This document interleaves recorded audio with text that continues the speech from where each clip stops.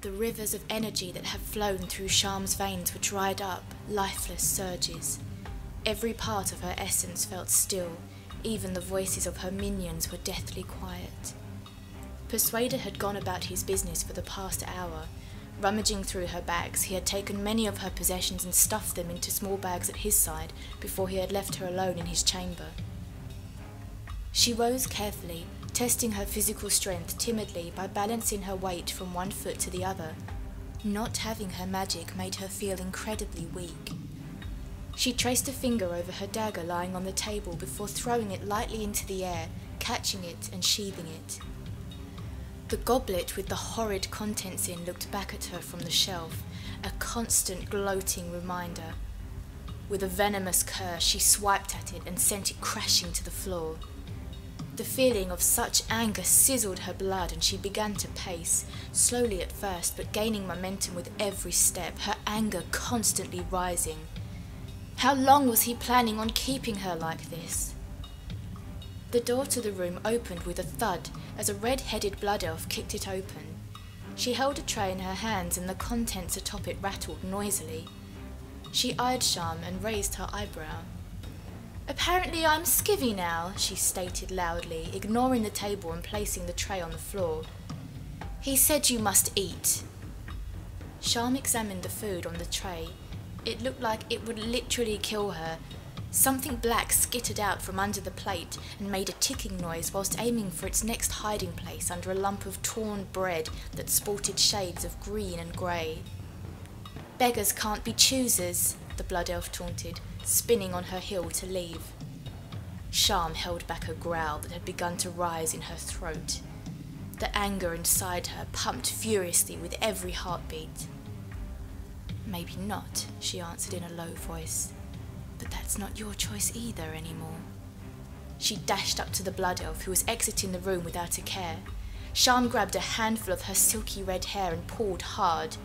As the blood elf bent backwards, Sharm kicked her in the back of the leg, sending her crashing to the ground with a shriek. She knelt over the dazed elf, unsheathed her dagger and pressed it to her exposed neck. He told me you didn't have any powers," the elf gulped against the blade. Sharm laughed. "I don't. This is just what I like to call one extremely pissed off warlock." She leant forward closer to the elf's face and their eyes locked. Green flecks twinkled animatedly in the elf's irises as she held her breath. "Next time you see that filthy Death Knight, you tell him this." The elf nodded quickly. "He's my target." Trying not to think about it, she sunk her blade deep into the blood elf's thigh and rose quickly. Grabbing her staff in her backpack, she reached for the handle on the door. Glancing over her shoulder, she saw the elf double up on the floor, grasping her bleeding thigh. Blood had already begun to soak the ground around her, and Sharm swallowed a lump of guilt that threatened to consume her. Persuader skulked through the dark passages of the Undercity. His mood had not improved since he had taken the girl prisoner. He was constantly distracted and he hated it. With an inward sigh, he approached his chamber and noticed the door was ajar. Behind it, the tip of a booted foot twitched in the dull light. He shoved the door open and it crashed against the body of the elf he had sent to his prisoner earlier. He roared. "Where is she?" he spat, flinging his head to look from one side of his room to the other. The blood elf cradled herself harder on the ground. Persuader bent down and lifted her by her collar until her feet no longer touched the ground. "Where is she?" he roared, louder. The blood elf sputtered, refusing to meet his gaze. She escaped. She left a message." The Death Knight lowered the elf slightly, so as the tips of her toes grazed the ground. He nodded for her to continue. She said, "You're her target." Persuader closed his eyes as a storm of rage swirled inside him. He flung the bleeding elf to the floor with a heavy thud, grabbed the hilt of his sword and swung it down upon her. Sharm had no idea which direction to take to get out of the Undercity. Every passage looked the same. Every way she took led her in a circle. There was no friendly breeze to guide her outside, no speck of light to lead her to freedom. She trembled again. It was happening more frequently now.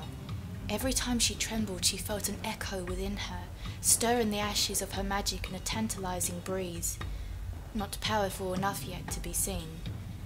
She moved along the walls and over bridges, keeping low into the shadows as much as she could.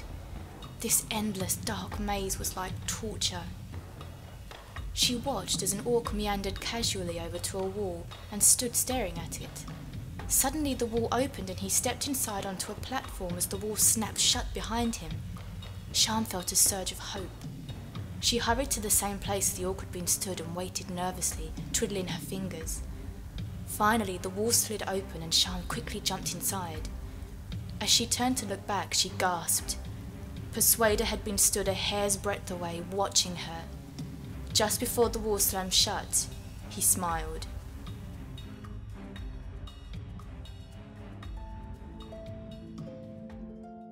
Sweet night air slipped into Sharm's lungs as she burst outside. The high gates of the Undercity towered above her, and the stars even higher shimmered a welcome to her. She half ran, half tumbled forward as she reached for the land beyond the gates.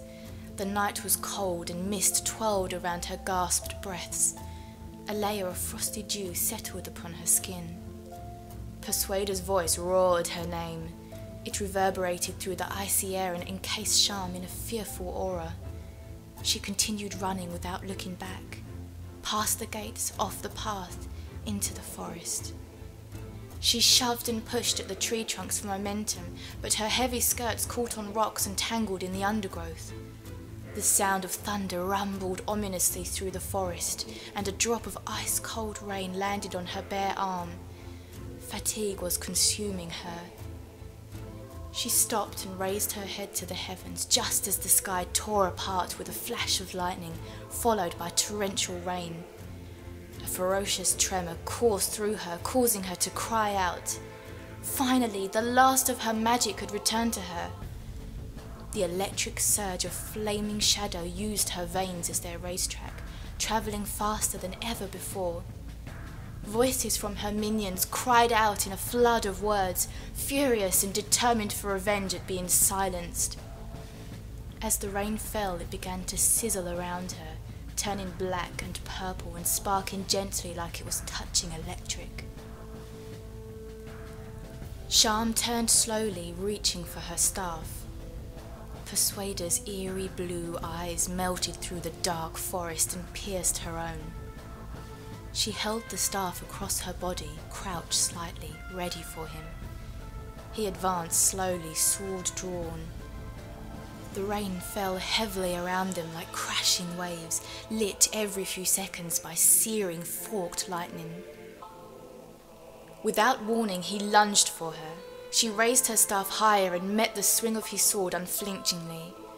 With a movement that appeared speeded up, she slammed the hilt of her staff into the ground and let out a shriek. Purple orbs shot out of the top of her staff and fountained down around it. For a moment, the night was silent. Persuader waited. Behind her, all 5 of her minions began to form quickly. They started off as shadows, but colours began to swirl into them, a golden flare lighting in each of their angry eyes. They looked directly at Persuader, ready for action. Persuader moved neither back nor forward.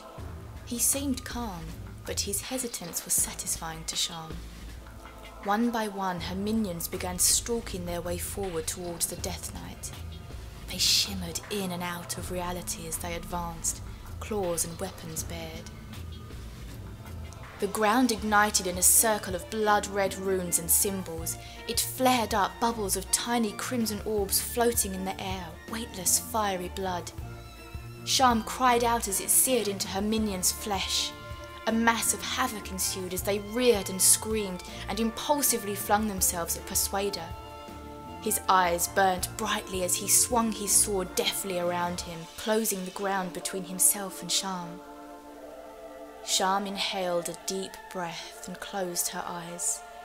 The vision of her minions biting and clawing at Persuader was etched into her mind as she formed words of magic. A green light, similar to that of the northern lights, filled the sky. Behind her, a deep voice was uttering incomprehensible demonic words. The Infernal and Doomguard materialized into existence just as Persuader's sword sliced down upon Sharm's body. "I'm sorry," Sharm whispered, as a glowing shield of light surrounded her, saving her from Persuader's lethal blow. Her Voidwalker cried out in pain and dispersed into the air, its arms reaching for a denied heaven. The Infernal crashed into the ground and began stomping towards the Death Knight. Persuader swung his sword into the churning rock and flame of the Infernal's body with no contact. His eyes flickered wickedly as he summoned icy tendrils to take care of this inconvenience. A grunt sounded behind him. He turned and was shot back against the Infernal by a monstrous bolt of shadow. The Doomguard bared its yellow teeth in a wicked smile as it cast relentlessly. Persuader could not move. He was constantly pushed back by the strength of the bolts, and the rising icy tendrils were creeping up the Infernal and himself also, binding them together. Sharm dropped her staff by her side and walked up to Persuader calmly. She was drenched from head to toe and shone from the green glare of the Infernal's flaming body. She leant in close to him without speaking. He watched as a demonic force flickered across her entire body, one with wings and hooves and horns. It seemed to grow more solid with every flicker, yet she held it calmly in place with a mastered restraint. Her minions cowered behind her, watching and waiting. Closing her eyes softly, she whispered to him, "This is for a Theanist." Persuader looked back at her, and slowly, very slowly, he smiled. Soon he would be free. Free from all the pain, the guilt, the dread, the nightmares and the bloodshed. All of it would soon be gone forever. He relaxed back into the Infernal, eyes closed, waiting for the demonic female to rip him apart and end his torture. A moment passed, a moment more, and yet still no blessed void of peace consumed him. He opened his eyes and found that he was alone. He stood unbelieving, blinking into the rain. No, no! He had accepted his death, was ready for the sweet embrace of nothingness, and wanted nothing more. He fell to his knees and buried his head in his hands. His pain and agony would go on. She had granted him a gift worse than his own ongoing existence. The knowledge that she had nearly granted him an eternal rest.